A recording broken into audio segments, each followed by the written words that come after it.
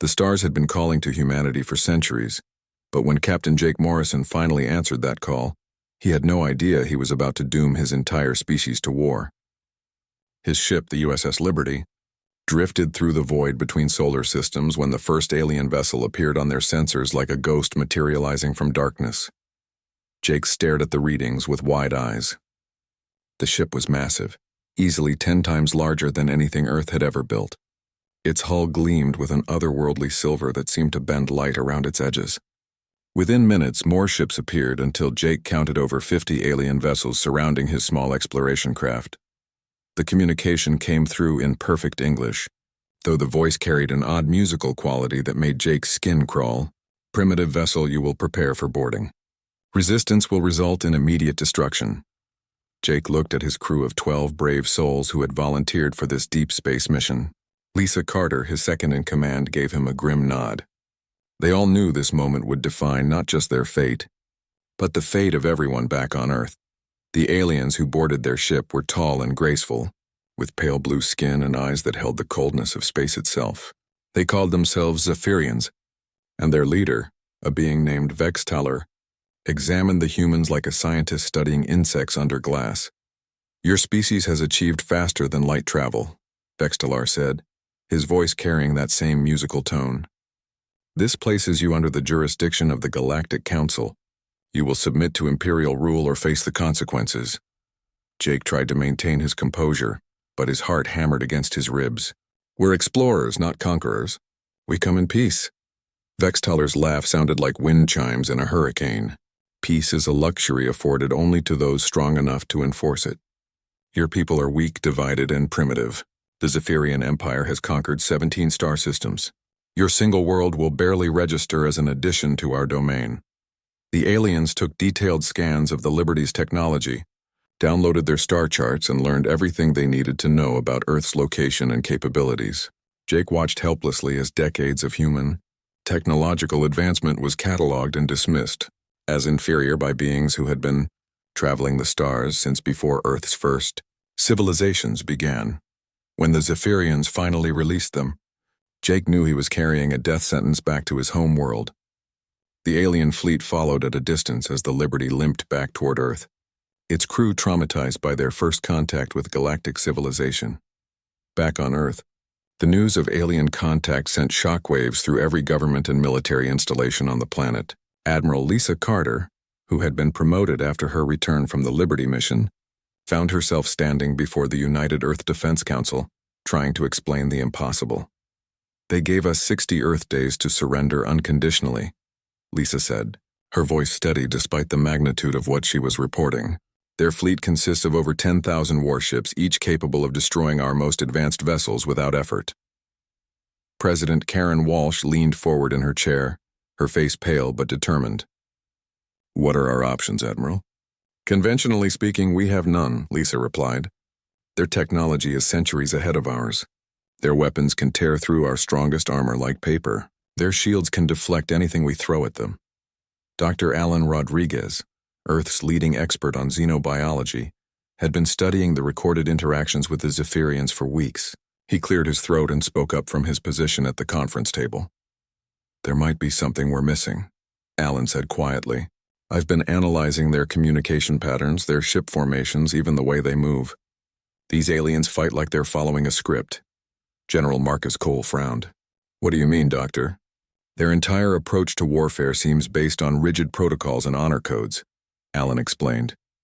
When they conquered those 17 star systems, they probably faced species that fought according to similar rules. Formal declarations of war, structured battle formations, predetermined engagement protocols. Lisa caught on immediately. You're saying they've never faced an enemy that fights dirty? Exactly, Alan nodded. In all their communications, they refer to civilized warfare and proper military conduct. I don't think they understand what humanity is capable of when we're fighting for our survival. President Walsh stood up and walked to the large window overlooking the cityscape below. Millions of people went about their daily lives, unaware that their world would soon face invasion by beings from the stars. What you're suggesting, Walsh said slowly, is that we abandon every rule of warfare we've ever established. Ma'am, Lisa said, they're going to exterminate us anyway if we fight by their rules. We can die with honor, or we can make them pay such a terrible price for conquering us that the galaxy will remember what happens when you threaten humanity. Dr. Nina Parker, Earth's top psychological warfare specialist, had been quietly reviewing the alien recordings. She looked up from her tablet with a cold smile that made everyone in the room uncomfortable. "There's something else," Nina said. "These Zephyrians have been the dominant power for so long that they've forgotten what it feels like to be afraid. They see us as primitives who will either submit or die quickly. They have no concept of what humans become when we're cornered." The room fell silent as the implications sank in. Earth's leaders were contemplating something that went against every civilized instinct they possessed. They were considering turning their entire species into something the galaxy had never seen before. Commander Ryan Bell, who had been developing experimental weapons for Earth's space defense program, spoke up from the back of the room. "If we're going to do this, we need to start immediately. 60 days isn't much time to turn the solar system into a fortress, and we'll need every advantage we can get," added Engineer Sophie Davis. "I've been working on some projects that the military classified as too dangerous for practical use. If we're throwing out the rules of civilized warfare, those restrictions no longer apply." President Walsh turned back to face the assembled leaders of Earth's defense. "Are we really considering this path? Are we willing to become something monstrous to protect our freedom?" Admiral Carter stood up slowly. "Ma'am, they've already decided we're monsters. The only question is whether we're going to be dead monsters or monsters that make them regret underestimating us." The vote was unanimous. Earth would not surrender. Earth would not fight by galactic rules. Earth would show the galaxy what human fury looked like when an entire species decided that death was preferable to slavery. As the meeting ended and Earth's leaders dispersed to begin their desperate preparations, none of them could have imagined that their decision would reshape the entire galactic order. The Zephyrians expected an easy conquest of a primitive world. Instead, they were about to discover why humans had fought their way to the top of their planet's food chain. Despite being smaller and weaker than most predators, the galaxy was about to learn that there are some species you should never corner, and humanity was definitely one of them. The countdown to humanity's doom began the moment President Walsh signed the authorization for Operation Wildfire. Across Earth, military bases that had been quiet for decades suddenly roared to life as humanity prepared for the most desperate gambit in their species' history. Commander Ryan Bell stood in the asteroid belt, floating in his spacesuit outside Mining Station 7. The massive rock had been hollowed out for mineral extraction, but now Ryan was overseeing its transformation into something far more deadly. Teams of engineers worked around the clock, installing weapons that had never been tested in real combat. "The fusion charges are in place," reported Engineer Sophie Davis through the comm system. "But I have to warn you, Commander, these weapons weren't designed for this kind of installation. If something goes wrong, we could blow ourselves to pieces." Ryan watched as another team welded nuclear warheads to the asteroid's exterior. "Sophie, if the Zephyrians get through our defenses, we're all dead anyway. At least this way we take some of them with us." The plan was insane by any military standard. Instead of building a traditional defensive fleet, Earth was turning every asteroid, every space station, and every piece of debris in the solar system into a potential weapon. Mining ships were being converted into suicide bombers. Communication satellites were being rigged with explosives. Even the garbage floating in Earth's orbit was being weaponized. Back on Earth, Lieutenant Colonel Amy Thompson trained her fighter pilots for missions that no military academy had ever taught. Her squadron of 30 pilots knew they were learning to die, but they approached their training with the grim determination that had made humans the most dangerous predators on their home planet. "Listen up," Amy told her pilots as they gathered in the briefing room. "The Zephyrians think we're going to line up our ships and fight them in neat formations like civilized beings. Instead, we're going to hit them like a swarm of angry wasps." Pilot Jake Sanders raised his hand. "Ma'am, our fighters can't even scratch their hull armor. How are we supposed to damage their ships?" Amy smiled coldly. "We're not trying to win dogfights, Sanders. We're trying to get close enough to their command ships to deliver our payloads. Each of your fighters has been fitted with a nuclear warhead and a dead man switch. You get within range, you detonate, and you take as many of them with you as possible." The room fell silent as the reality sank in. These pilots were volunteering for suicide missions, and they all knew it. But not one of them asked to be transferred to a different unit. Meanwhile, Dr. Nina Parker worked in a facility that officially didn't exist. developing psychological warfare techniques that would have horrified any civilized military force. Her team studied every scrap of Zephyrian communication, looking for weaknesses in their mental conditioning. They've been the dominant species for so long that they've lost the ability to feel genuine fear, Nina explained to her team of specialists. But fear is something that can be taught, and humans are excellent teachers when it comes to inspiring terror. Nina's team prepared broadcasts designed to break the morale of enemy forces. They recorded the final messages of human pilots who had volunteered for suicide missions, mixing them with intercepted alien communications to create a psychological weapon more devastating than any bomb. Admiral Lisa Carter coordinated the overall defense from a command center buried deep beneath the Rocky Mountains. The facility hummed with activity as technicians monitored every sensor array in the solar system. She watched as the Zephyrian fleet moved steadily toward Earth, their formations perfect and predictable. They're following standard Imperial doctrine, reported Intelligence Officer Claire Murphy. Advanced scouts, main battle line, support vessels in the rear. It's exactly what our models predicted. Lisa nodded grimly. They still think they're fighting a conventional enemy. That misconception is going to cost them dearly.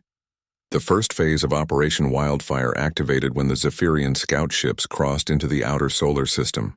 Hidden sensors detected their approach, and throughout the asteroid belt, seemingly abandoned mining stations suddenly came alive. Captain Scott Williams piloted the first attack, his modified freighter loaded with enough nuclear material to level a city. He had volunteered for this mission after learning that his daughter would grow up as a slave if the Zephyrians conquered Earth. This is Hammer 1. Scott broadcast on all frequencies as he accelerated toward the lead Zephyrian vessel. For Earth, for freedom, and for every human who refuses to kneel. The Zephyrian ship tried to destroy the approaching freighter, but Scott had reinforced his hull with salvaged armor plating. His ship absorbed the alien weapon fire and kept coming. The explosion when he impacted their hull lit up the void like a newborn star. The first Zephyrian scout ship died in nuclear fire, and their perfect formation wavered for the first time in centuries. The aliens had never faced an enemy willing to trade one ship for one of theirs, especially when the human ship was clearly inferior in every measurable way. But this was only the beginning. As the main Zephyrian fleet advanced, they encountered horrors that their military doctrine had never anticipated. Asteroids that should have been empty suddenly sprouted weapons and opened fire. Debris fields that appeared harmless exploded when their ships passed through. Every piece of human technology in the solar system had been turned into a trap waiting to spring.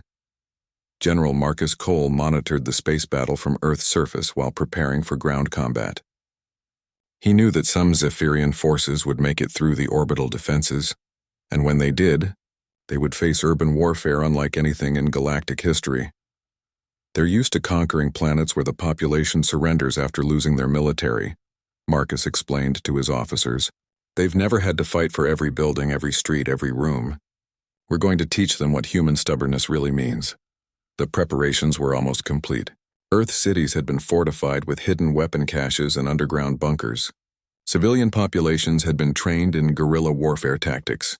Every human on the planet understood that surrender meant slavery, and slavery was worse than death. As the Zephyrian fleet pressed deeper into the solar system, they began to realize they were not facing a traditional military force. The humans fought without honor, without rules, and without mercy. Every tactic that civilized species had abandoned, as too brutal or too costly, was being used against them. The galaxy's most powerful empire was about to learn that some species fight differently when their survival is at stake. The Zephyrians expected to conquer a primitive world, but instead they were walking into a trap that would teach them the true meaning of human fury. The real war was just beginning, and humanity intended to make every alien death cost more than the Zephyrians ever imagined possible. The first real battle began when the Zephyrian dreadnought Stellar Dominion encountered what appeared to be a disabled human cargo ship drifting near Jupiter's orbit. Captain Vexkler ordered his crew to scan the vessel for survivors, following standard Imperial protocol for dealing with primitive refugees. The cargo ship was the Prairie Wind, and Captain Scott Williams sat in its pilot seat with his hand on the detonation switch. He had painted his daughter's name on the console and whispered a prayer to whatever gods might be listening. When the massive alien ship moved within range, Scott activated his comm system one final time. "This is for every human child who will never bow to you," Scott broadcast across all frequencies. Then he pressed the button. The nuclear explosion tore through both ships, but the prairie wind had been packed with enough fusion warheads to crack a moon. The Stellar Dominion's shields held for exactly 3 seconds before the plasma wave reached its hull. The pride of the Zephyrian fleet died in a ball of fire that could be seen from Earth. Admiral Vex Talar, commanding the invasion fleet from his flagship, stared at the readings in disbelief. No civilized species sacrificed their own ships to destroy enemy vessels. The tactical exchange was completely irrational from any strategic perspective. Communications broadcast a message to the human fleet. Vex Talar ordered, "Tell them that such desperate tactics will only delay their inevitable defeat." But there was no human fleet to receive the message. Instead, the Zephyrians found themselves facing an enemy that had turned their entire solar system into a weapon. Mining platforms that should have been abandoned suddenly opened fire with weapons that violated every galactic convention on civilized warfare. Commander Ryan Bell coordinated the asteroid belt defenses from Mining Station 12, watching as alien ships stumbled into trap after trap. The Zephyrians still fought in perfect formations, making them easy targets for weapons that had never been designed for space. "Combat Asteroid 7 is in position," reported Engineer Sophie Davis. "The fusion charges are armed and ready." Ryan watched the tactical display as a squadron of Zephyrian destroyers approached the seemingly empty rock. "Wait for it," he whispered. "Wait until they're committed to their approach vector." The aliens scanned the asteroid and found nothing but mineral deposits and abandoned mining equipment. They moved closer, following their doctrine of thorough investigation before advancing. When they were less than a kilometer away, Ryan gave the signal. Asteroid 7 exploded like a miniature supernova, taking 3 Zephyrian destroyers with it. The surviving alien ships scattered in confusion, their perfect formation broken by an enemy that fought without honor or restraint. But the real horror began when Zephyrian drop pods penetrated Earth's atmosphere. General Marcus Cole had prepared his ground forces for urban warfare that would make the aliens question everything they thought they knew about conquest. The first drop pods landed in New York City, where Lieutenant Colonel Amy Thompson had prepared a reception that violated every rule of civilized military engagement. Instead of meeting the aliens in open battle, human forces melted into the city's infrastructure like ghosts. Zephyrian soldiers, tall and elegant in their powered armor, advanced through empty streets expecting either surrender or conventional resistance. Instead, they found themselves in a nightmare where every building could be a fortress and every shadow might hide an enemy. Sergeant Billy Sanders led a squad of human fighters through the subway tunnels beneath Manhattan. They had abandoned their uniforms for civilian clothes and traded their standard weapons for explosives that could be hidden in shopping bags or briefcases. "Remember," Billy told his team, "we're not trying to hold territory. We're trying to make them afraid to leave their drop zones." The first Zephyrian patrol that entered the subway system never emerged. Billy's team used improvised explosive devices, collapsing tunnels, and ambush tactics that left alien body parts scattered through the underground passages. The survivors reported fighting invisible demons who appeared from nowhere and vanished like smoke. Dr. Nina Parker's Psychological Warfare campaign began broadcasting captured recordings of Zephyrian soldiers, screaming as they died in the tunnels. The aliens had never heard their own kind express genuine terror, and the effect on their morale was devastating. "The enemy is not behaving according to standard conquest patterns," reported Zephyrian Field Commander Kex Valar to his superiors. "They show no regard for their own casualties and seem to prefer death over surrender." Back in space, the battle continued to rage with increasing desperation on both sides. Admiral Lisa Carter watched from her command bunker as humanity's unconventional tactics slowly ground down the superior Zephyrian fleet. Every human ship that died took at least one alien vessel with it, and sometimes more. Captain Derek Hughes commanded one of Earth's few remaining destroyers, the Defiant, and he had turned his ship into a mobile weapon platform that struck without warning and vanished into the asteroid field. His crew had volunteered for what amounted to an extended suicide mission. "Target acquired," reported his weapons officer, Commander Grace Mitchell. "It's one of their heavy cruisers probably carrying enough firepower to glass a continent." Derek smiled grimly. Then we make sure it never gets the chance to use those weapons. All hands prepare for ramming speed. The Defiant accelerated toward the Zephyrian cruiser, absorbing weapon fire that would have destroyed any other human ship. Derek had stripped everything non-essential from his vessel and replaced it with armor plating and nuclear warheads. When his ship impacted the alien hull, the explosion created a new crater on a nearby asteroid. Meanwhile, Intelligence Officer Claire Murphy had been monitoring Zephyrian communications from her hidden facility on Luna. What she discovered changed everything Earth thought they knew about their enemy. "Admiral, you need to hear this," Claire reported to Lisa Carter. "I've been analyzing their military chatter, and there's something they're not telling their own forces." Lisa studied the translated communications with growing amazement. "They're losing ships faster than they expected. Their casualty reports show they've lost over 30% of their fleet, and they haven't even reached Earth orbit yet. But more importantly, the psychological profiles that Nina Parker had developed were proving accurate. The Zephyrians were starting to show signs of genuine fear for the first time in their military history. Reports filtered back to the Zephyrian High Command describing human soldiers who fought like demons, who chose death over surrender, and who seemed to take pleasure in causing maximum damage to their enemies. The galaxy's most powerful military force was discovering that some species became more dangerous when cornered. The war was far from over, but humanity had achieved something no other species had managed in 3 centuries of Zephyrian conquest. They had made the invaders afraid. The news of humanity's resistance spread through the galaxy like wildfire, carried by merchant ships and diplomatic couriers who had witnessed something unprecedented in galactic history. For the first time in 3 centuries, the mighty Zephyrian Empire was bleeding. On the distant world of Andromeda Prime, Ambassador Helen Brooks received an encrypted message that would change the course of the war. The Andromedans, who had maintained strict neutrality for generations, were offering to share intelligence about Zephyrian fleet movements in exchange for detailed reports on human military tactics. "Your species has accomplished what we believed impossible," the Andromedan diplomat explained, through a holographic transmission. "You have made the Zephyrians afraid. This changes everything." Helen understood the implications immediately.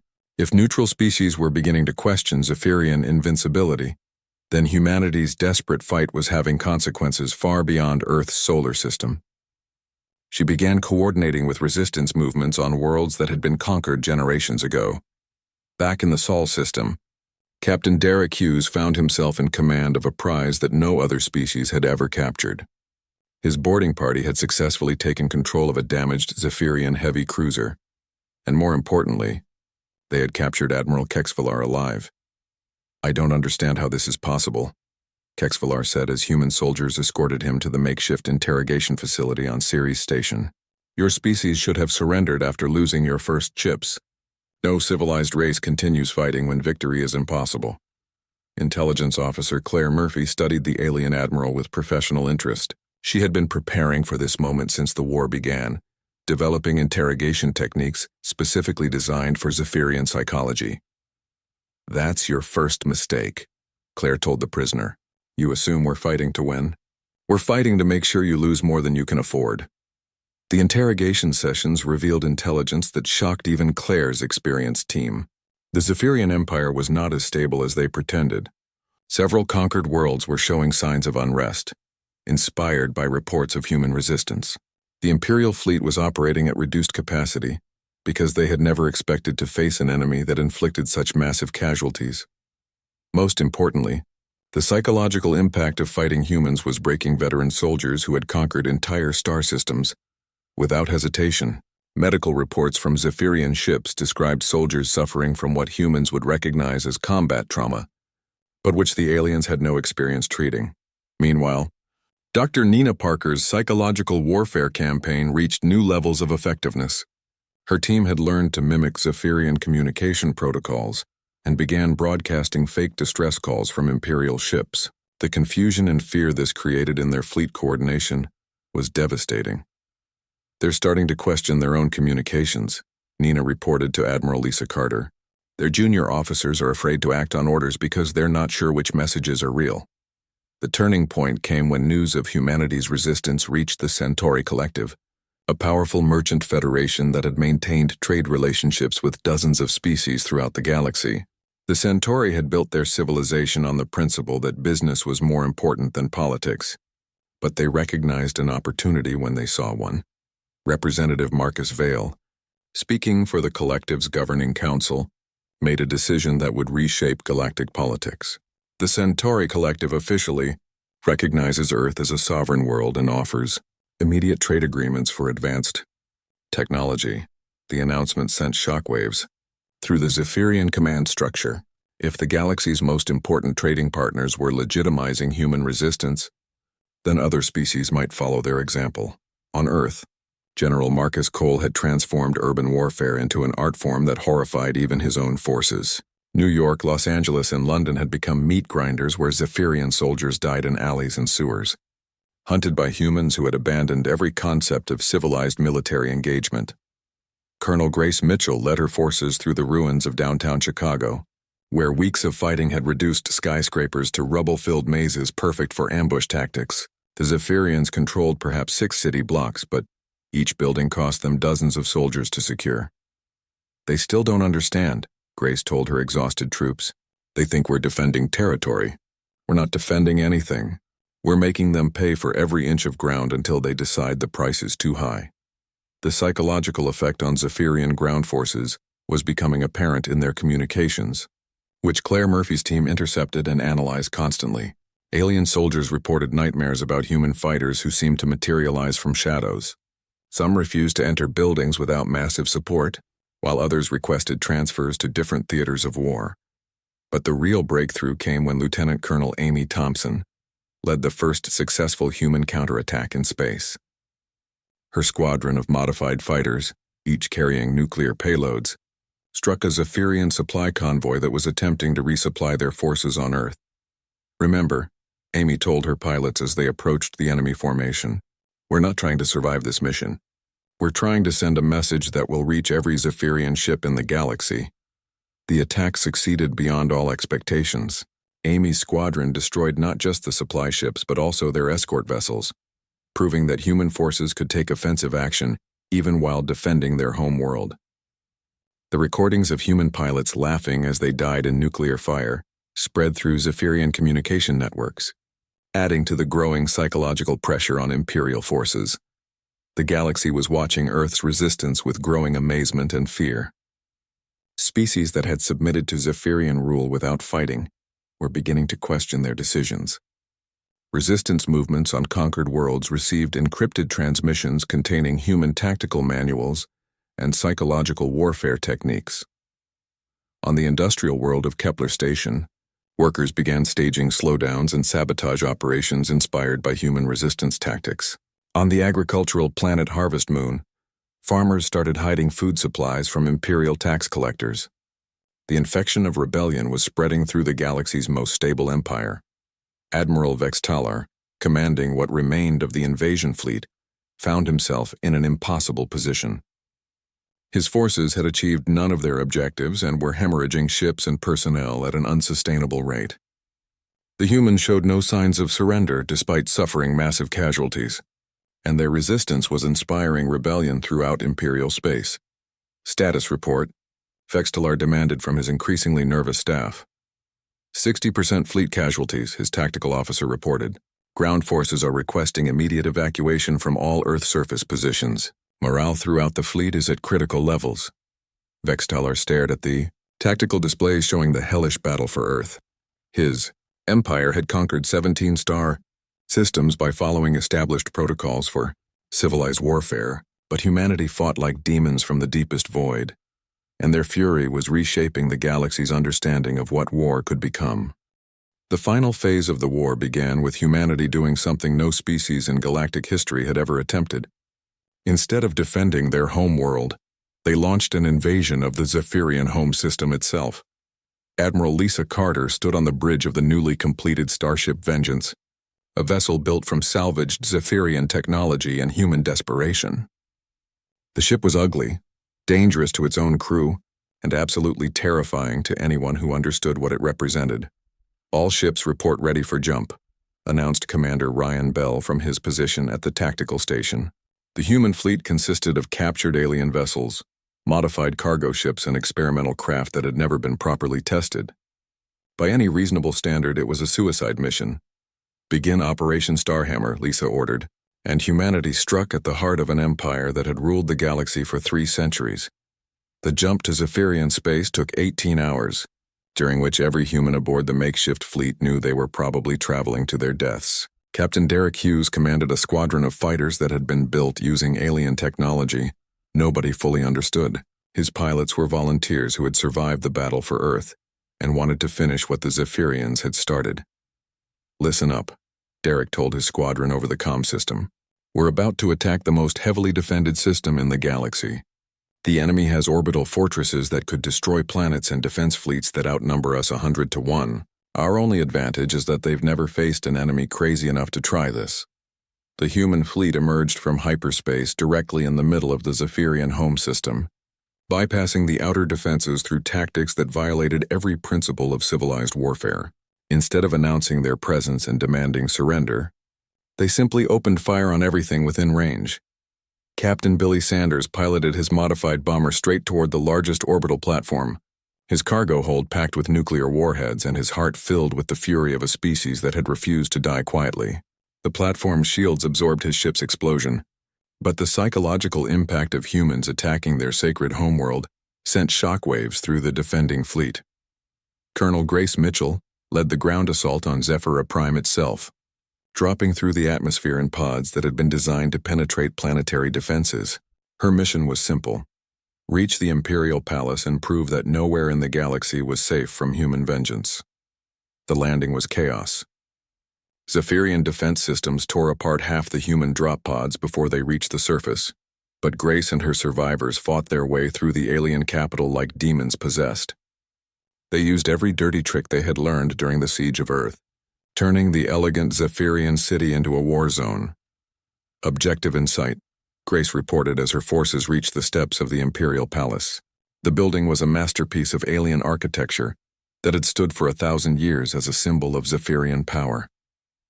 Grace's troops destroyed it with shaped charges and nuclear explosives.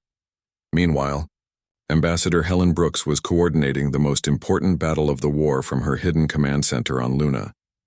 The real victory was not happening in space or on the Zephyrian homeworld, but in the communication networks that connected every species in the galaxy. Broadcast. Confirmed, reported Communications Officer Julie Adams. "Every major species in the galaxy has received our message. They know that humans have successfully invaded Zephyrian space." The message was simple but devastating to Imperial authority throughout the galaxy. Humanity had done the impossible, and the images of human soldiers fighting in the Zephyrian throne room were being transmitted to every conquered world in the Empire. Dr. Nina Parker's final psychological warfare operation reached its climax as rebellion erupted across dozens of Imperial worlds simultaneously. The Andromedans openly declared their support for human independence. The Centauri Collective began providing weapons to resistance movements. Even species that had been loyal to the Empire for generations started questioning whether the Zephyrians were truly invincible. Emperor Zexathalar himself, the absolute ruler of the galaxy's most powerful empire, found his throne room occupied by creatures he had dismissed as primitive animals. Intelligence Officer Claire Murphy led the team that captured him, using techniques that would have been considered war crimes by any civilized standard. "Your empire is finished," Claire told the Emperor as human soldiers secured the palace. "Not because we destroyed your fleets, but because we proved you could be beaten. Every species you've conquered is watching this broadcast, and they're realizing they don't have to kneel to you anymore." The Emperor's capture was transmitted live throughout the galaxy, showing the absolute ruler of the Zephyrian Empire kneeling before humans who had been written off as primitives. The psychological impact was greater than any military victory could have achieved. Admiral Vex Taller, commanding the remnants of the invasion fleet still fighting in Earth's solar system, received the news with shock that bordered on disbelief. His Emperor was captured, his homeworld was under attack, and rebellion was spreading through every corner of the galaxy. "All ships, withdraw to home system," Vex Taller ordered, but it was too late. The damage had been done and the galaxy would never be the same. The war officially ended when Emperor Zexthalar signed the Treaty of Sol, granting humanity complete independence and recognizing Earth as a sovereign world. But the real victory was the transformation of galactic politics that followed. Within months of humanity's successful invasion of Zephyrian space, 17 different species declared independence from the Empire. The Andromedans formed a defensive alliance with Earth. The Centauri Collective established exclusive trading rights with human worlds. The galaxy's power structure, which had remained stable for centuries, collapsed and reformed around the new reality that even the mightiest empire could be brought low by a species willing to fight without limits. President Karen Walsh stood before the United Earth Assembly, addressing a planet that had survived the unthinkable. "We didn't win this war by being stronger or smarter than our enemies," she said. "We won by being willing to pay any price for our freedom." But the cost had been enormous. Earth's population was reduced by half. Its cities lay in ruins, and an entire generation had grown up knowing only war. Yet humanity had achieved something unprecedented in galactic history. They had shattered the stars themselves and rebuilt the galaxy in their own image. The Zephyrian Empire still existed, but it would never again be the unchallenged power it had been. Other species had learned that empires could fall, that resistance was possible, and that sometimes the fury of a cornered species could reshape the entire cosmos. Humanity took its place among the galactic powers not through conquest or technological superiority, but by proving that some things were worth any sacrifice to defend. The galaxy had expected Earth's defeat, but human fury had indeed shattered the stars and everything the galaxy thought it knew about war, power, and the price of freedom.